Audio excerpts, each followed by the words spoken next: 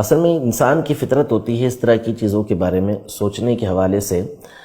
ورنہ اصول تو یہ ہے کہ جب حدیث پاک کے اندر آ گیا کہ سفیدت الشیاطین، کہ جو سرکش شیاطین ہوتے ہیں، شیطان ہوتے ہیں، ان کو قید کر دیا جاتا ہے، تو بس بات یہاں پہ ختم ہو جاتی ہے۔ لیکن ظاہر ہے ایک سوال پیدا ہوتا ہے کہ اسے کہاں قید کیا جاتا ہے۔ تو جو اس کی مشہور تفسیر ہے، مشہور اس کی جو شرح کی گئی ہے، وہ تو یہی ہے کہ واقعی اس کو جکڑ کے قید کیا جاتا ہے، تو وہ سمندر کے اندر قید کیا جاتا ہے۔ بعض جزیروں کے اندر ہے کہ سمندر کے جزیروں کے اندر اس کو قید کر دیا جاتا ہے،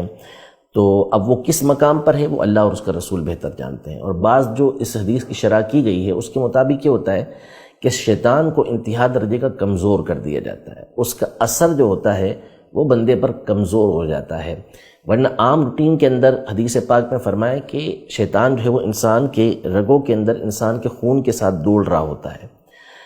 اتنی اس کو قدرت حاصل ہو جاتی ہے انسان کے اندر وسوسے ڈالنے کی، گناہ کروانے کی۔ لیکن رمضان کے مہینے میں اللہ جل شانہ کی رحمت ہوتی ہے کہ شیطان کو قید کر دیا جاتا ہے، یعنی اس کی طاقت اور اس کے اثر کو اتنا کمزور کر دیا جاتا ہے کہ وہ اتنی آسانی کے ساتھ انسان کو بہکا نہیں سکتا۔ لیکن جو مشہور اس کی شرح کی گئی ہے وہ یہی ہے کہ باقاعدہ اس کو جکڑ کر سمندر کے اندر ڈال دیا جاتا ہے۔